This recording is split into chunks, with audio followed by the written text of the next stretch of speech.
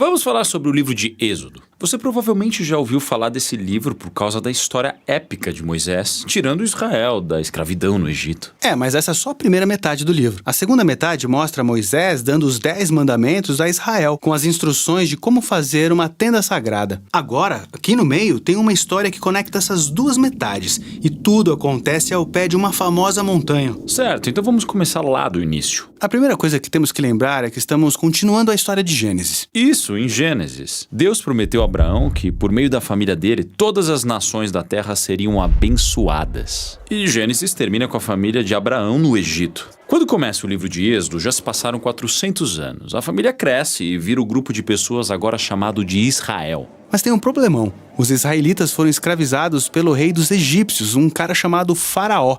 Esse cara é péssimo. Ele é terrível. Ele desconsidera a humanidade deles e os escraviza brutalmente, e até manda matar os filhos meninos dos israelitas, jogando-os no rio Nilo. Ele quer acabar com esse povo. E ele é o pior personagem na Bíblia até agora. É aqui que encontramos uma mulher israelita que quer salvar seu filho. E então, ela o joga no rio, mas de forma segura, em um cestinho de junco. A filha do faraó encontra esse bebê e o cria como se fosse dela. Esse é o menino que cresce e se torna Moisés, o homem que vai resgatar Israel da escravidão.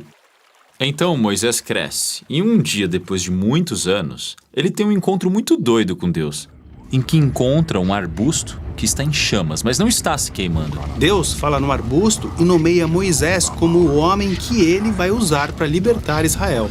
Então Moisés vai até o faraó para dar a notícia de que Deus quer que o seu povo seja livre. E o faraó ri dele com uma atitude tipo, quem é esse Deus Yahweh? Na verdade, ele fica tão ofendido com esse pedido que decide fazer os israelitas trabalharem ainda mais. Então, desanimado, Moisés volta para Deus e diz: escuta, esse plano não vai funcionar. Mas Deus repete a promessa de que ele vai resgatá-los. E na verdade é bem aqui que pela primeira vez na Bíblia ouvimos a palavra redenção. O sentido literal significa simplesmente comprar a liberdade de um escravo. Mas aqui Deus usa essa palavra para descrever o que ele vai fazer pelo povo escravizado de Israel. E Deus sabe que Faraó vai resistir, então ele manda 10 pragas diferentes, uma após a outra, como a transformação da água em sangue e o envio de todo tipo de infestações e doenças. Essas pragas são muito severas. Elas são severas, mas precisamos entender que a história as apresenta como atos de justiça divina contra um dos piores opressores na história da Bíblia. Todas elas têm o objetivo de resgatar essas pessoas escravizadas e derrotar os deuses do Egito. Tudo isso chega a um clímax na 10ª praga, em que Deus vai matar os filhos primogênitos de todo o Egito, em todas as casas. É bem pesado. Mas também é a reação de Deus pelo faraó ter matado todos os filhos dos israelitas. Agora, ao virar a página, de repente temos 2 capítulos compridos com instruções detalhadas, para basicamente servir um jantar festivo com uma receita de cordeiro.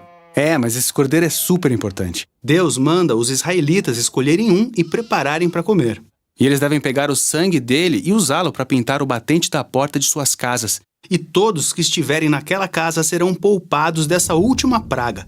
Então, essa refeição chamada de Páscoa comemora esse momento chave na história, quando Deus traz sua justiça sobre a maldade humana, mas também mostra misericórdia ao oferecer esse substituto. Essa praga final deixa o faraó irado e ele exige que Israel saia do Egito, o que é ótimo. Mas de repente, enquanto eles saem, o faraó muda de ideia. Ele mudou de opinião. Mas além disso, também lemos que Deus endurece o coração do faraó. Por que Deus faria isso? Bem, precisamos nos lembrar que várias vezes na história, o faraó já tinha escolhido endurecer seu coração. Então, a essa altura, o faraó não é apenas mau, ele se tornou monstruosamente mau. Até os próprios conselheiros dele acham que ele foi longe demais. Então, como Deus deveria lidar com uma forma tão extrema de mal? O que vemos nessa história é que Deus usa seu poder para atrair o mal para sua própria destruição. O faraó e seu exército são destruídos no Mar Vermelho, enquanto Israel atravessa para a liberdade. Depois disso, encontramos a primeira canção de adoração na Bíblia, quando as pessoas louvam a Deus porque ele as redimiu. E é nessa história que a palavra salvação é usada pela primeira vez, que significa simplesmente ser resgatado do perigo. Agora que eles foram salvos, poderíamos pensar que tudo vai ficar ótimo, mas a história muda rapidamente. Os israelitas começam a vagar pelo deserto. Eles estão cansados, com fome, perdidos. E você começa a pensar, o que Deus está fazendo? Para que eles foram salvos? E vemos a resposta a essa pergunta na próxima história, que conecta as duas partes desse livro. Nossa missão no Bible Project é ajudar as pessoas a experimentar a Bíblia como uma história unificada que leva a Jesus. Tudo que produzimos é gratuito, graças a pessoas generosas que se encontram ao redor do mundo, assim como você. Você pode acessar toda a nossa biblioteca de vídeos, conferir todos os nossos recursos e juntar-se a nós em bibleproject.com/português.